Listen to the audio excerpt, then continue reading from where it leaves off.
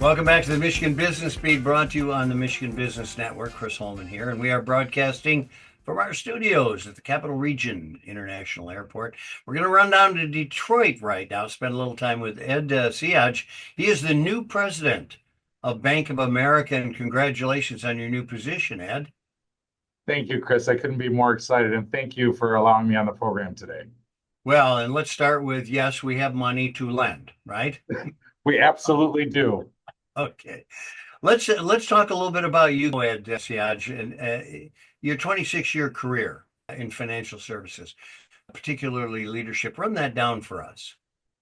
Yeah, so I started my career pretty young, right, Chris, and branch banking, right, at the local branch in the local community. I learned a ton of stuff that I've carried with me throughout my career.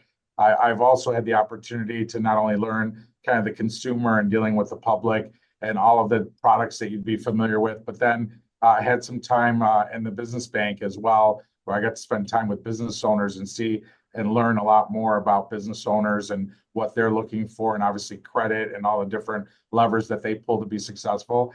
And today I sit in the private banking, the private wealth space, ultra high net worth space, which becomes even more complicated because these clients obviously do a lot, own companies, invest in the market, are thinking about trust, estate planning, and wealth strategies. So it's been a constant career of learning, and it's been a passion of mine.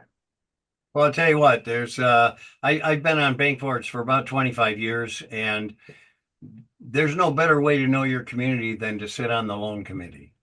100%. Yeah. 100%. That's a good way to come up through it.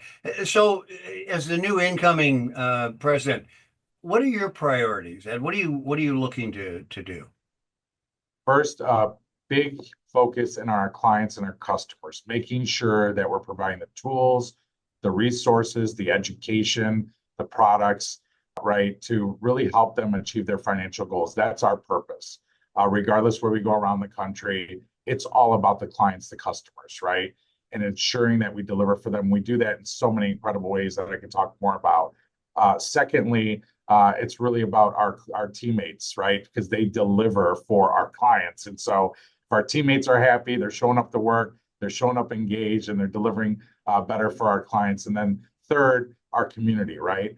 We all want to make this place continue to be a great place to live, work, and play. And so lots of focus in on our community and how do we strengthen that around, and it all works together, right? But those would be the three kind of big priorities that I have a big focus on. Well, one of the big challenges there, you're in a very unique community and it's very diverse. How do you adapt that? How do you make sure that Bank of America is going to continue to, be sensitive to that? Well, we absolutely look for talent that looks like the community we're serving, right? People like to be served by people that look like them, understand them a little bit more. So we're constantly looking for talent and looking at our numbers and the type of talent and the team that we have, where we have, some great results, where we need a little bit of more focus. We also work really hard at developing our teammates internally because, frankly, sometimes it's hard to find the talent, right, in these spaces. So we have to grow it ourselves. So there's a lot of work on developing our diverse talent and preparing them to really make an impact and pull others along, et cetera. So lots of opportunity there. There's also wealth being created in these diverse segments, right? And we really want to make sure that we have the people that are ready to serve. We're doing a lot of things as well in, for example, Spanish or Asian, et cetera, so people can, relate, can understand, can just work with us a little easier. So we continue to keep a keen eye on that. That's an excellent way to go. Technology, also, that's a big part of banking these days. Tell me about that and how you personalize that. Yeah, so the world's changing very rapidly. And, we have a ton of great technology. We spend a ton of money on technology, on protection, security, right, on the ability to help people budget and move money easy and make a deposit or withdraw and understand what, help them achieve their financial goals. So we have great programs like Keep the Change, where if you swipe your debit card to buy a cup of coffee for $2.80, it'll round up to $3 and take 20 cents and put it into your, savings account automatically. Things like that. We have coupons online. You can look at your credit report and how to strengthen it. We have, bettermoneyhabits.com, where you can go and learn just everything you can about finance. how a mortgage works, how compound interest works, etc. So just a lot of great ways to really leverage technology to help each individual and be a curated experience.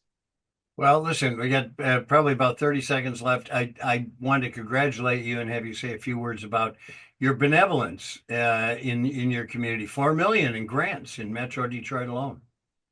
Yeah, and that's not counting the other probably about $5.1 million that we also put in from the different lines of business. And so probably about a total of $9 million annually, where we are very focused in on supporting those nonprofits to make it better to achieve their financial goals here and make people, their ability to just have a better quality life here locally. And they do it well. So we just help support them with the sometimes money, sometimes advice. We also have done 18,000 volunteer hours. So we couldn't be more excited about our impact in the local community. Well, Ed Siaje, thanks so much for joining us. New president at Bank of America Detroit. Continued good luck, and believe me, we'll bother you periodically to see how you're doing. Thank you, Chris. I would welcome that. And again, I appreciate your time today. All right, good to have you here. You're watching all of this on the Michigan Business Network. This is Michigan Business Beat, and I'm Chris Holman. We'll be back with more.